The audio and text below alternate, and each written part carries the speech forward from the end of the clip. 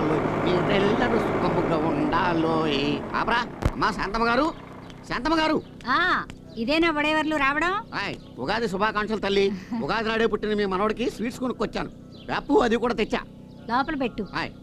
అమ్మా ఉగాది పచ్చడి నాకు కూడా ఉంచండి. పెళ్లి పెడాకులు లేని బెండకాయ గాని.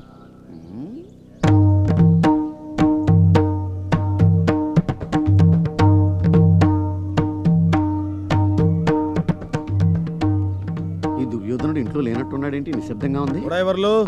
అయ్యా నమస్కారం అండి. అయ్యా స్వీట్స్ తెస్తారని నేను అనగా పట్నం వెళ్ళావు, ఇప్పుడు రావడం? తమ దైవాలు ఎప్పటికైనా రాగలిగానండి. ఏమైంది? కడుపు ఉబ్బరంగా ఉందని నైస్ గా ఉంటే గోడకి ఇది పోసుకున్నానండి. పోలీసులు పట్టుకున్నారు. అది పట్టుకుని వాళ్ళేం చేసుకుంటారా? అదంటే బిందులతో అది పట్టుకోవడం కాదండి, నన్ను పట్టుకుని లాకప్లో పెట్టారు. ఆ ఎస్పీతో నా పేరు చెప్పలేకపోయావా? చెప్పానండి, వదిలిపెట్టేశాడు. కానీ తమరు స్త్రీ దేశం పట్టం దాకా వ్యాపించిందండి. అయ్యా తమరి అనుచరుణ్ణని తెలుసుకుని లేడీ పోలీసులు నన్ను తగులుకుని కోష్మాండం బద్దలయ్యేలా కొట్టారండి. అయ్యా దెబ్బలు గట్టిగా తగిలయ్యా ఉడైవర్లు? అప్పుడే తెలవదంటండి, వారం రోజుల తర్వాత తెలుస్తుందంటే ఏ పార్ట్ ఎఫెక్ట్ అయిందో. వాళ్ళ పేర్లు వెంటనే నోట్ చేసుకో, ట్రాన్స్ఫర్ చేయించేద్దాం. మళ్ళీ వెళితే తొడపాసం పెడతారేమోనండి. సర్లే. ఏంటి? ఉగాది పచ్చడి దినుసులండి. ఈ రోజు మన చందువు పుట్టినరోజు కదా, పరగడుపునే ఉగాది పచ్చడి తింటే మంచిది. అంత మంచిదా? చాలా మంచిది. నవరసాలు. ఏంటిది? ఇది వేప పువ్వు, చేదు. తిను. నేనా? తిను. అది ఇది వేపాకు, ఇంకా చేదు. తిను. తిను. ఇది గొడ్డు కారం. ఇది మామిడికాయ. పిండాకు. ఇది నా శ్రాద్ధం. ఇది కొబ్బరికాయ. నెత్తేసి కొట్టుకోవచ్చు అనమాట. చెరుకు తీగా ఉంటది, ఇది తింటాను. ఆగు, నేను తినమలేదే. నా కొడుకు ఉగాది రోజు పుట్టాడని వాడితో చేతి తినిపించాలా?